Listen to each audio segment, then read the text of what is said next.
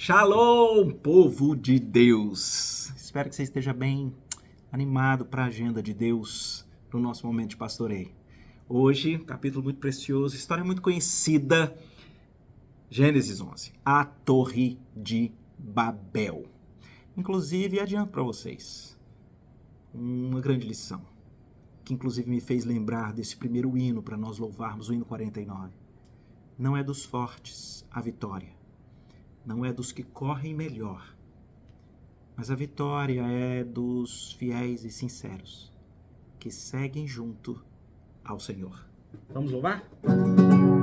Sempre vencendo, vitorioso, Cristo Jesus, o Senhor, é soberano, chefe bendito, em tudo Ele é vencedor, e no Supremo guiando, com seu imenso poder, todos avantes, pois crentes, todos lutar e vencer. Não é dos fortes a vitória, nem dos que correm melhor, mas os fiéis e sinceros que seguem junto ao Senhor.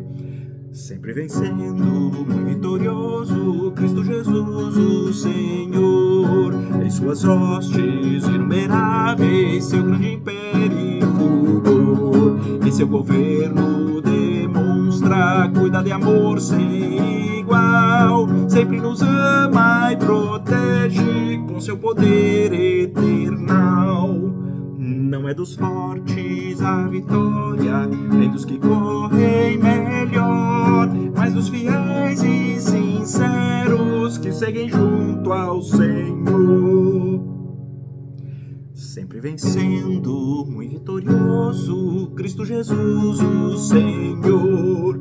Reis e vassalos, servos e chefes querem também seu favor. Senhor, desejo e te imploro que me permitas lutar sempre ao seu lado invencível até meus dias findar.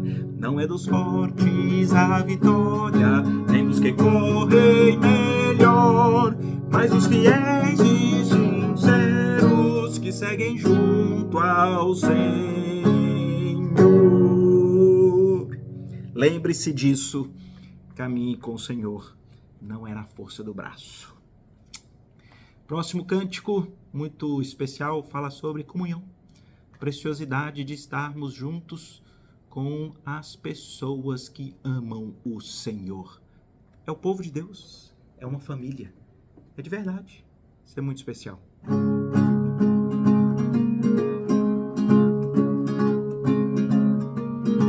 Quando eu estou com o povo de Deus, eu sinto a maior alegria. Quando eu estou com o povo de Deus, eu sinto a real harmonia. Que prazer ver o povo de Deus louvando, tendo aqui um lugar todo santo. Quando estou com o povo de Deus, eu sinto a maior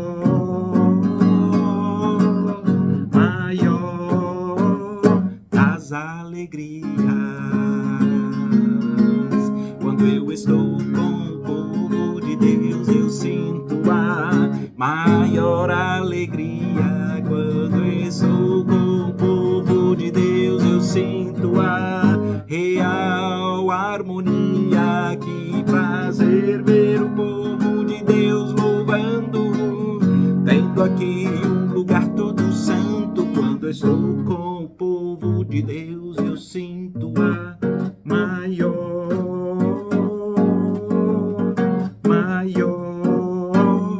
das alegrias.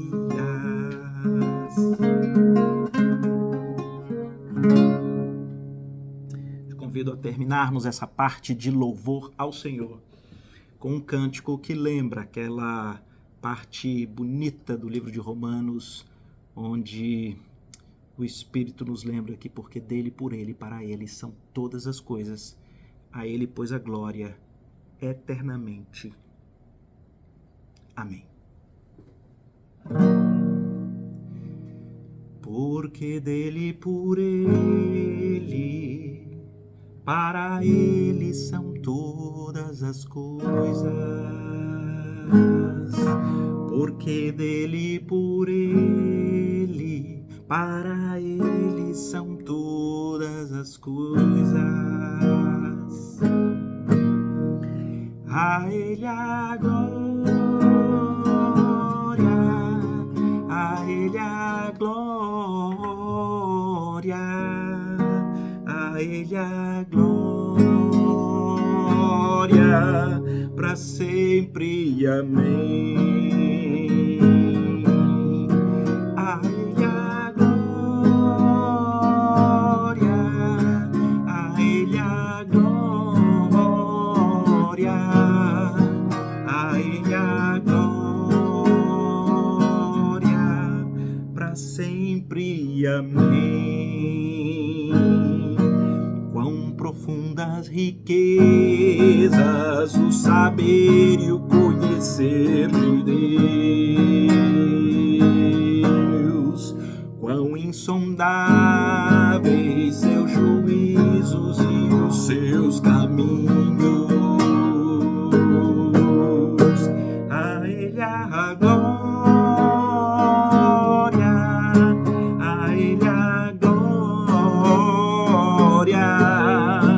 a ele a glória, para sempre, amém.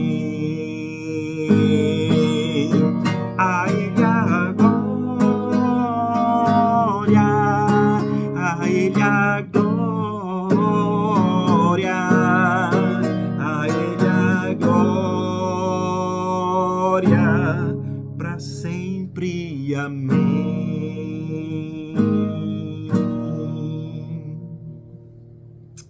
Que o Senhor Jesus receba toda a glória, toda a glória. Queridos, sem maiores delongas, vamos ao nosso texto, a agenda de Deus para hoje. Eu já falei aqui no início, Gênesis 11, Torre de Babel. Ele depois tem uma parte de genealogia, talvez até eu cite, mas deixa eu ler para você aqui esses poucos versos que dão origem a essa história fantástica, curiosa, mas eu terei um enfoque aqui em algumas lições que me parecem especiais para nós, tá bom? Gênesis 11, a partir do versículo 1. Ora, em toda a terra havia apenas uma linhagem, uma linguagem, uma só maneira de falar. Sucedeu que, partindo eles do Oriente, deram com uma planície na terra de Sinar e habitaram ali. E disseram uns aos outros: vinde, façamos tijolos, queimemo-los bem. Os tijolos serviram-lhes de pedra e o betume de argamassa.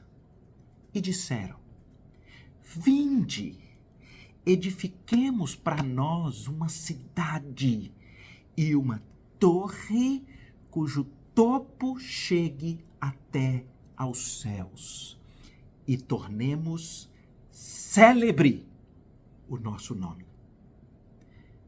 para que não sejamos espalhados por toda a terra. Então desceu o Senhor para ver a cidade e a torre que os filhos dos homens edificavam. E o Senhor disse: eis que o povo é um, e todos têm a mesma linguagem. Isto é apenas o começo. Agora, não haverá restrição para tudo que intentam fazer. Vinde, desçamos, confundamos ali a sua linguagem, para que um não entenda a linguagem do outro. Destarte, o Senhor os dispersou dali pela superfície da terra, e cessaram de edificar a cidade. Chamou-se-lhe por isso o nome de Babel, porque ali confundiu o Senhor a linguagem de toda a terra, e dali o Senhor os dispersou por toda a superfície dela. Até aqui. Bem, esse texto, como eu disse, ele é muito conhecido, a Torre de Babel. Muitos estudiosos comentam que essa torre seria aquele estilo do zigurate que os mesopotâmios faziam, né? E esse aqui, de uma maneira muito proeminente, porque nós vimos a intenção. A gente poderia gastar um tempo aqui, e isso poderia ser bom, tá? Sobre essa questão da divisão das linguagens, da confusão. Mas eu queria pegar o binóculo e ir aqui no versículo 4, quando diz assim: eles disseram entre eles, vamos edificar para nós uma cidade e uma torre que chegue até o céu e tornemos célebre o nosso nome. E assim a gente não seja espalhado por toda a terra. Veja que coisa interessante. 2 capítulos atrás, no capítulo 9, quando tem aquele momento de salvação, que é a narrativa da Arca de Noé, quando Deus faz ali aliança com Noé, existe um chamado para os filhos dos homens, que são os filhos de Adão, que são os seres humanos. Eu vou relembrar para você. O versículo 1 do capítulo 9 de Gênesis diz que abençoou Deus a Noé, os seus filhos, e disse: sejam fecundos, multipliquem-se e encham a terra. Interessante que quando Deus intervém, não para destruir tudo, porque era o que o ser humano merecia, no período antes do dilúvio, Deus provê salvação. E nesse novo momento, ele convoca o ser humano para espalhar, encher a terra, multiplicar. Deus está com eles. Chega no capítulo 11, o que o pessoal faz? Nós não queremos nos espalhar pela terra. É engraçado, porque a hora que a gente começa a interpretar nesse sentido, a gente percebe que o que vai gerar o pecado aqui em Babel é semelhante lá a Adão e Eva. Você tem uma palavra de Deus, se espalhem, multipliquem. E daqui a pouco eles falam, não, é melhor a gente ficar junto. O que significa construir uma cidade? É você construir um cerco, uma proteção. Vejam o meu ponto. Eles têm a palavra de Deus, mas o desejo por segurança, por conforto, e o desejo por celebridade, por ter um nome escrito na história, faz com que o ser humano vá atrás de um plano que não é, nem nunca foi, o plano de Deus para ele enquanto ser humano. Vou ler de novo o versículo 4. Eles disseram, vamos edificar para nós uma cidade e vamos fazer uma torre cujo topo chegue até os céus e tornemos célebre o nosso nome, para que não sejamos espalhados por toda a terra. Interessante. Esse vínculo que eu estou fazendo com Gênesis 9 é porque é a finalidade. Eles têm aqui uma finalidade, que é a de tornar célebre o próprio nome e a de mudarem o plano original de Deus para eles. Em outras palavras, o que é que nós temos aqui no versículo 4? É a mesma coisa que gera o pecado de Eva e de Adão. É o ser humano, ele quer ser como Deus. O ser humano quer ele ser o protagonista da história.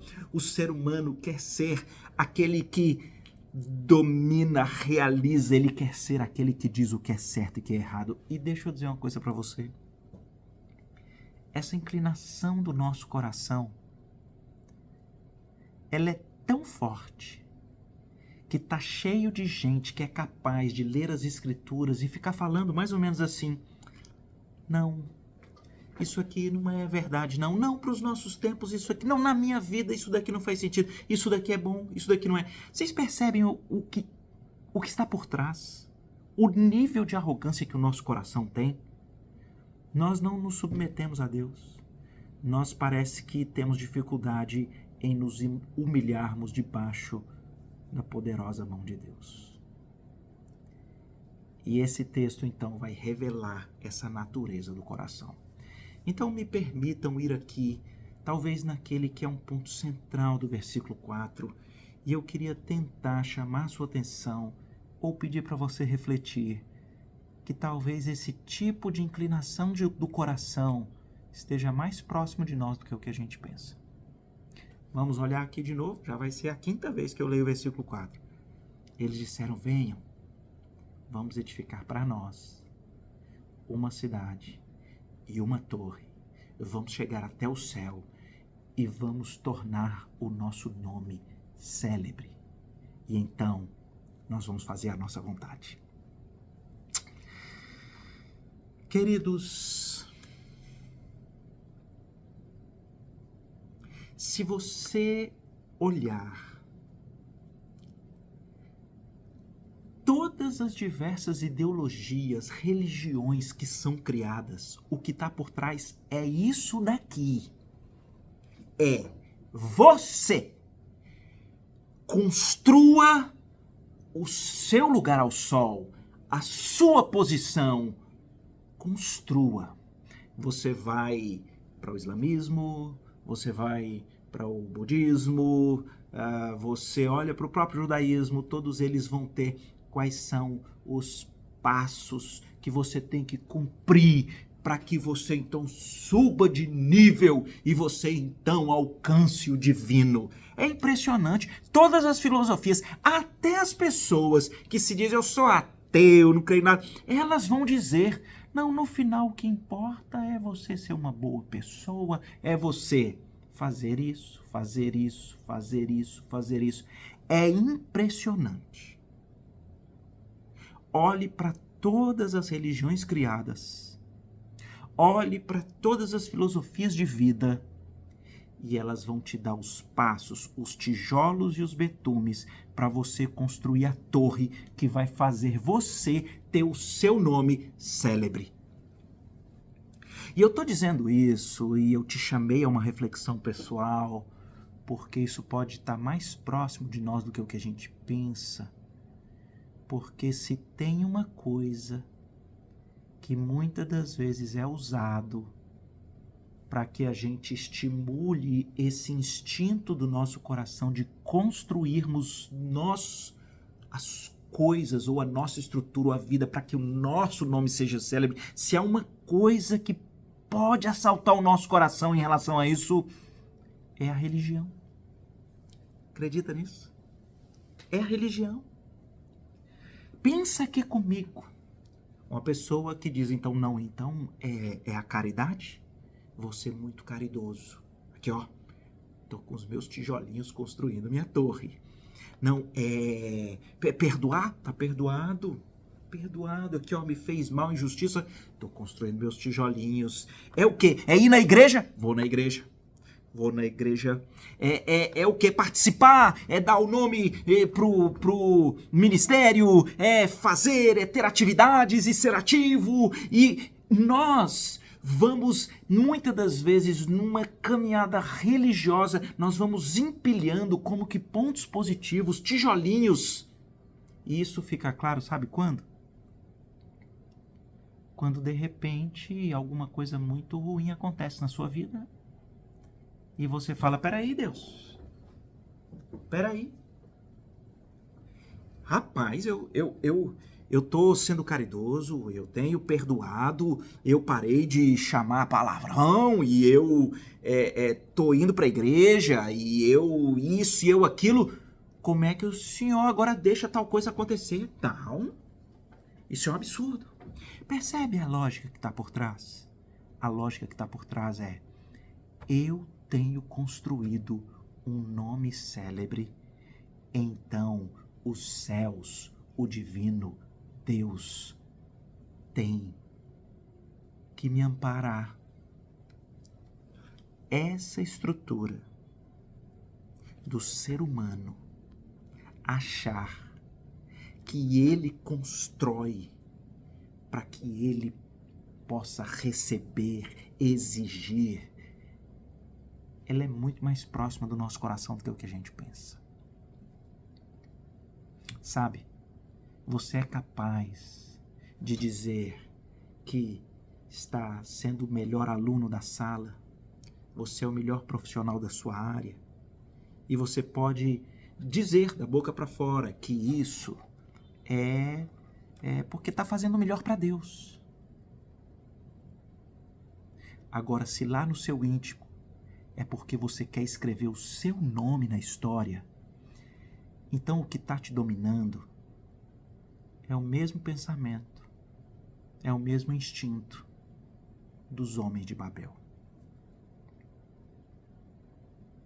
Isso daqui também pode ser revelado para você quando você ou vai falar da vida para alguém e o que você tem para dizer é sobre você, sobre as suas conquistas, sobre o que você construiu e não sobre Deus. Queridos, eu sei que eu estou sendo muito duro, mas eu acho que o texto é muito duro. Se você achar que é pelo seu esforço, se você achar que é pelos seus méritos, se você achar que são pelos seus tijolos que você constrói algo para que você alcance Deus, para que você alcance o divino, para que você toque os céus e por isso o seu nome fica afamado e agora as suas vontades vão ser realizadas, você serve a você. O seu Deus é você e você vai se frustrar, porque você não só não vai alcançar Deus, não vai alcançar o divino e você não vai ter a plenitude que nós somos chamados a ter com o Senhor. O texto é muito forte, porque ele chama a mim e a você essa reflexão. Você tem empilhado tijolos que são as suas credenciais, e você, por conta das suas credenciais, tem achado que você tem um nome célebre e por causa disso Deus te deve alguma coisa? Não. A Bíblia diz quem primeiro deu a ele para que ele tenha que restituir. Lembra do cântico que nós cantamos? Porque dele, por ele, para ele são todas as coisas, a ele pois a glória eternamente. Amém. O texto é Deus descendo para ver o ser humano que, ironicamente, no auge da sua pequenez, ele se acha. É tão interessante a expressão, vocês viram no versículo 5? Eu acho que é um bom humor do Senhor. O versículo 5 diz, então desceu o Senhor para ver a cidade e a torre que os filhos dos homens, somos nós, que a humanidade edificava. Por que eu estou dizendo que eu acho que é um bom humor? Porque Deus é onisciente. Lembra do Salmo 139? Que para onde eu fugirei da tua face? Se eu subo aos céus, lá estás. Se faço a minha cama no mais profundo abismo, lá estás também. Se tomo asas da alvorada, me detém nos confins dos mares, ainda lá me haverá de guiar a tua mão, tua destra me susterá. O Senhor é onisciente, Ele conhece todas as coisas e Ele é onipresente. Ele está em todos os lugares. Mas, olha a ironia, acho que a palavra não é ironia, olha a curiosidade aqui do texto. O ser humano acha que está construindo o maior monumento da história. É a torre mais alta que já se viu. Aí o texto diz que Deus precisa descer do céu para vir olhar, ver se ele enxerga alguma coisa. É como se fosse revelando para mim e para você que no auge dos nossos esforços, achando que empilhando credenciais currículo, nós vamos então bater nas portas dos céus e Deus nos deve alguma coisa, portanto que nós construímos. O texto está dizendo que Deus dos céus, ele nem vê, ele não consegue nem ver a torre, ele tem que descer para ver se enxerga a torre que estão construindo. Percebem a insignificância, a pequenez, a incapacidade. E Deus vem. E Deus então, por misericórdia, tão interessante, ele diz, se eu deixar o mundo com uma língua só, com um poder só, vai ser um caos. Vou espalhar. E aí Deus faz com que haja a confusão, eles não se entendem. E o que ocorre é que o propósito de Deus, de Gênesis 9, é realizado. O Senhor os dispersou dali por toda a superfície da terra. Deixa eu te dizer uma coisa. Os propósitos de Deus, ao final, serão realizados. A tragédia é nós, por querermos o nosso conforto, por querermos a nossa proteção, nós começamos a realizar os nossos planos, nós achamos que isso faz o nosso nome célebre, e a gente acha que isso nos faz chegar ao divino, e a gente mal percebe que a gente está pegando caminhos que nos afastam de Deus.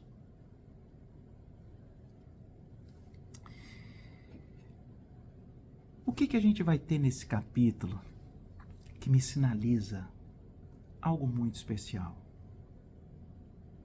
A partir do versículo 10 do capítulo 11 até o final, tem uma série de genealogia. Começa a genealogia de Sem. Sem é um dos filhos de Noé, né? Inclusive é de Sem que descende Abraão, que portanto descende Israel, Jacó, que teve o nome transformado, e é por isso inclusive que os judeus são chamados de semitas, porque eles são descendência de Sem, filho de Noé. E os antissemitas são aqueles que perseguem os judeus. Mas bem, a gente não gosta muito de genealogia, mas é aqui no capítulo 11 de Gênesis que surge um personagem. Abraão. É aqui. A partir do versículo 26, diz que Tera viveu 70 anos e gerou a Abraão, Naor, Harã. E aqui vai falando que eles moravam em Ur dos Caldeus. Abraão se casou com Sarai. Então, depois, Abraão, seu pai, e Ló, que é filho de Harã, eles então saem de Ur dos Caldeus para Canaã. Qual que é a curiosidade que me veio à mente? É que no mesmo capítulo em que a revelação divina mostra o perigo dessa inclinação do coração humano, dele querer construir uma ponte que o leva a Deus, dele querer empilhar credenciais e tijolos que o faça célebre, que o faça alto, que o faça conhecido, notório, importante, do ser humano construir aquilo que o faça alcançar o divino, como todas as religiões são. Ao mesmo tempo, o Espírito fala, nasceu Abraão. Que contraponto é esse? É o contraponto que eu queria te chamar para a reflexão final. Se de um lado não é pelas suas credenciais, pelo que você empilha, pelo seu currículo, pelo que você faz, que você constrói o seu nome para você criar uma ponte de chegar ao céu, não é. O que ocorre é aquilo que vai acontecer entre Deus e Abraão. Deus vem. Deus vem. Deus encontra Abraão. Deus muda o nome de Abraão. E Deus ensina a Abraão algo extremamente difícil para a natureza humana, que é: caminha comigo pela fé. Diferentemente da inclinação do coração humano pervertido de Babel, que quer fazer o que quer construir como quer, que quer chegar aos céus como quer, Deus traz à existência Abraão. E Deus vem se relacionar com Abraão, ensinando Abraão a caminhar com Deus pela fé. E vocês verão nos próximos capítulos, a partir de Gênesis 12, esse ensino. Abraão foi chamado amigo de Deus, porque Abraão viveu pela fé. Não era Abraão que construía, era Deus que construía nele. Não foi simples. Deus teve que ir burilando o Abraão, porque ele vem dessa estrutura humana. Lembra que ele quis dar um jeitinho para ter um filho, junto com aquela ideia mirabolante de Sara?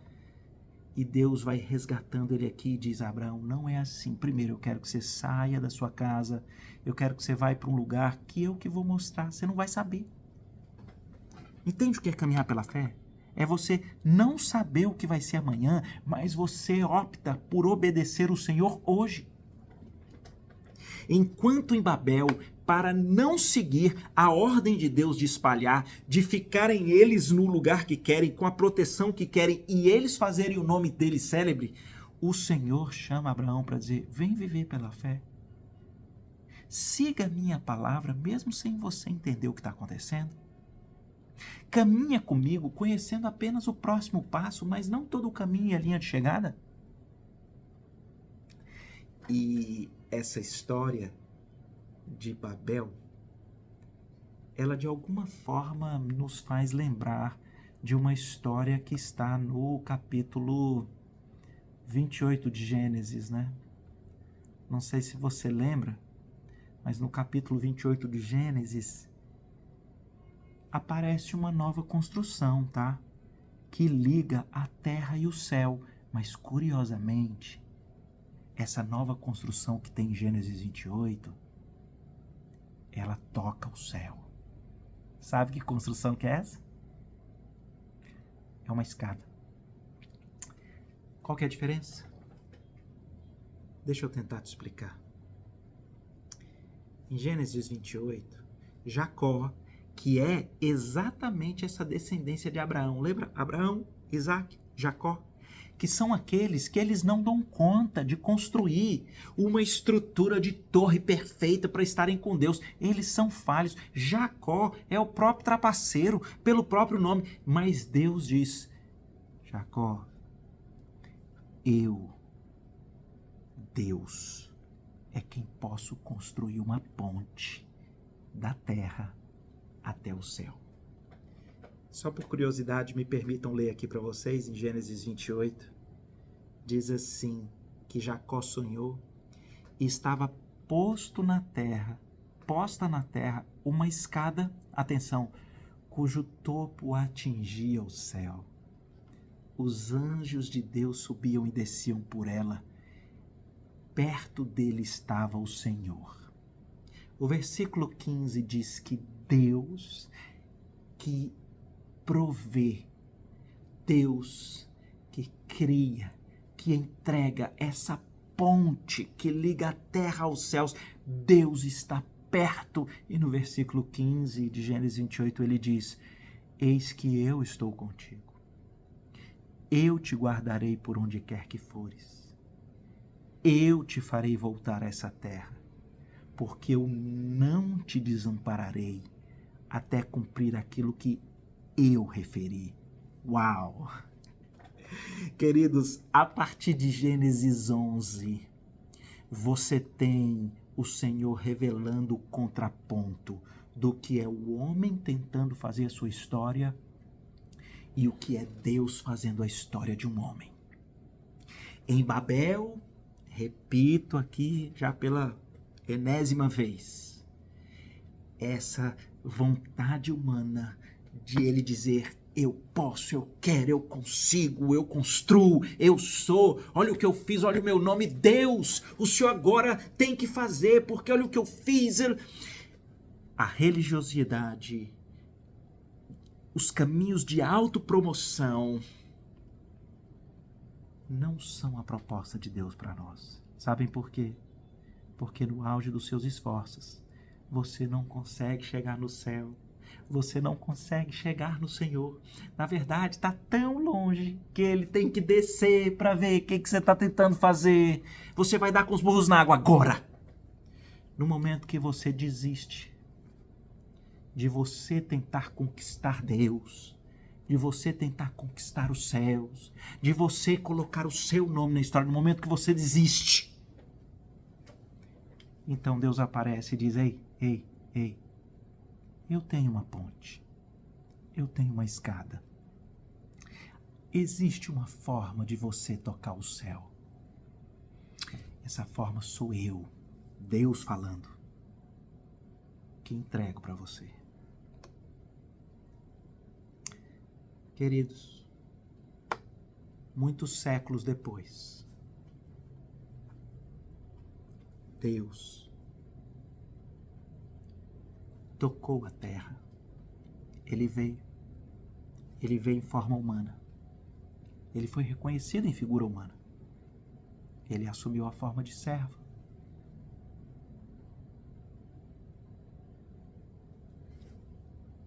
E ele veio para construir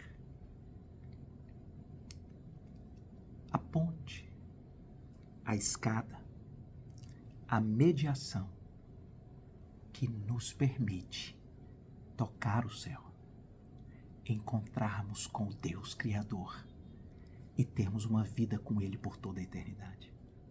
Você está entendendo que a Torre de Babel é a maior revelação da transformação que você precisa. Você precisa parar de você querer construir o seu nome, as suas estruturas, as suas credenciais, os seus elogios, os seus pontos positivos, para que então você alcance o divino.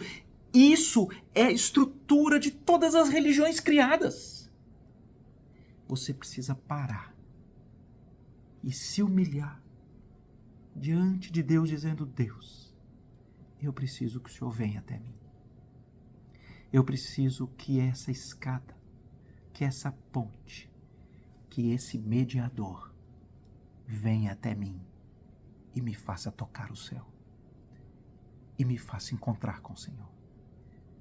Queridos, o Evangelho não é o homem construindo uma torre, uma ponte ou uma escada para chegar em Deus. O Evangelho é Deus trazendo a ponte, trazendo a escada, trazendo o próprio Filho dele para ser o mediador que nos leva para o céu.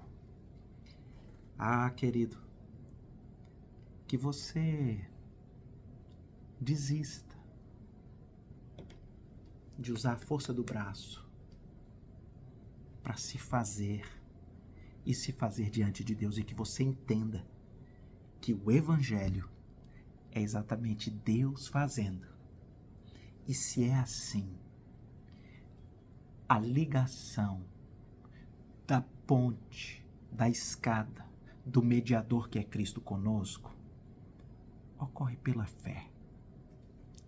Abraão, que está aqui em Gênesis 11, ele saiu da sua casa, da sua parentela, saiu sem saber para onde ia. É o que diz lá em Hebreus 11, na galeria dos heróis da fé. Se você ler aquela galeria, você verá que o chamado é para que você confie no Senhor, que Ele tem a ponte que te liga aos céus. A ponte é Jesus. Você jamais teria condição de se religar com o Deus Todo-Poderoso se não fosse Ele que providenciasse um meio para que você fosse ligado. Por quê? Por algo muito simples, que é o que a Bíblia nos ensina. Qual é a natureza do homem? O homem, por natureza, quer ser como Deus. O homem, por natureza, ele quer se colocar no lugar de Deus. O homem, por natureza, ele se separou de Deus. O homem, por natureza, é inclinado ao pecado. E Deus não pode compactuar com o pecado. E a única forma de Deus não perder a sua qualidade de um ser justo e ao mesmo tempo conseguir se reconciliar com você, sabe qual foi? Ele entregou o filho dele para ser condenado justamente, por justiça, pelos meus e pelos seus pecados. É por isso que as Escrituras falam que nós precisamos, pela fé, nos unir a Cristo. E ela diz, e assim, se alguém está em Cristo, é nova criatura. As coisas antigas passaram, eis que se fizeram novas. É exatamente com essa concepção de alguém que ele se arrepende não só dos seus pecados feios, sujos, sabe, a mentira, sabe, o egoísmo, sabe, a promiscuidade. Não, nós precisamos nos arrepender dos nossos esforços justos para querermos colocar o nosso nome na história.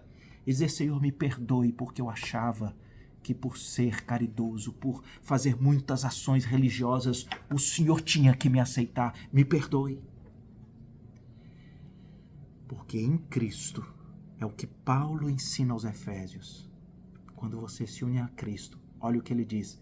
Nós já estamos assentados com Cristo nas regiões celestiais. É como se a fé em Cristo fosse o elevador supersônico espiritual que nos leva da terra para estarmos nas regiões celestiais com Cristo, nessa expectativa de desfrutar da eternidade desde logo.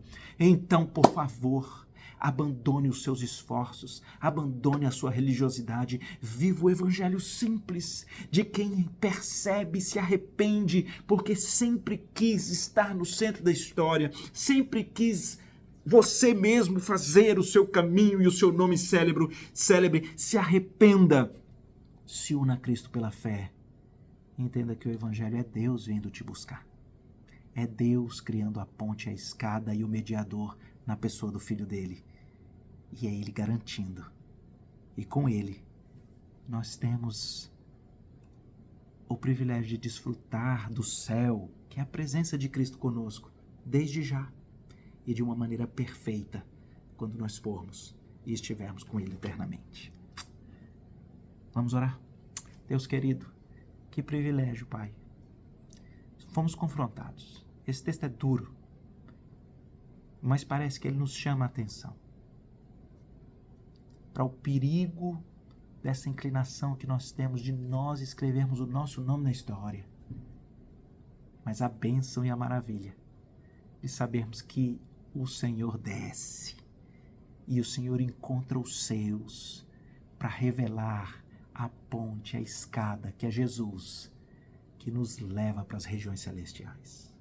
Ó Deus, nos humilhe e que o Senhor nos una a Cristo e que o Senhor nos permita desfrutar dessa união que de fato resgata o relacionamento com Deus por toda a eternidade. Em nome de Jesus que oramos. Amém. Querido, deixa eu te agradecer pela participação, privilégio aqui conosco. Eu certamente sem conseguir acessar o chat, mas imagino aqui Delva deixando sua saudação, Licênia Virgínia, Enoí Araújo, talvez Lucimar Ribeiro, Alexandre Moraes, Josivelte Maria, Aécida, Ineide, Fabiana, gosta dos cânticos, talvez Viviane Fabrício, quem sabe Marcos Antônio, que às vezes é um dos primeiros, Verônica Mendonça, quem sabe Miriam Brito, minha prima querida, Marta Maria, a irmã Eliane Torres, ou Iracema Gomes, quem sabe a Neide Santos, o Paulo Gomes, a Lourdes Rangel, Débora Viana, estão deixando aqui suas saudações. É sempre muito legal termos esse privilégio e a oportunidade de orarmos, né, pelos pedidos. É curioso. Parece que reiteradamente a gente compartilha aqui os nossos pedidos de oração pelos enfermos. Isso é tão importante. Porque a nossa vida está nas mãos do Senhor. Ele é o médico dos médicos. E nós oramos muito pelas famílias, não é verdade? E eu queria então me unir com você para nós orarmos. Pai querido, eu queria nesse instante, Pai, colocar diante do Senhor todos os enfermos. Tantos que estão hospitalizados, que estão em casa, aqueles que receberam diagnósticos difíceis recentes, aqueles que lidam com doenças crônicas há muito tempo. Pai, o Senhor sabe como nós somos frágeis, pequenos, como é difícil para nós lidarmos com a dor. Visita os enfermos, Pai. Mas eu sei que o Senhor, a Tua palavra indica, às vezes são nesses momentos de fragilidade que o Senhor revela que a gente precisa da simplicidade do Evangelho, que é Deus conosco, na pessoa de Jesus. Então faz isso. Se revela de modo especial aos que lidam com doenças. Queria clamar pelas nossas famílias, que o Senhor visite com salvação aqueles que ainda não te conhecem. Por favor, Pai, tenha misericórdia. Também, Pai, eu quero rogar pelos relacionamentos. Nós sabemos que a família é um propósito do Senhor, é uma instituição criada pelo Senhor. Às vezes estão atacadas pelo inimigo. Tem misericórdia. Guarda, Pai, a igreja do Senhor Jesus Cristo, que a gente não caia nesses perigos dos laços, do ativismo religioso, de um ritualismo, de uma sensação de que somos merecedores de algo pelo que fazemos. Que o Senhor sempre nos relembre a simplicidade e a profundidade do Evangelho.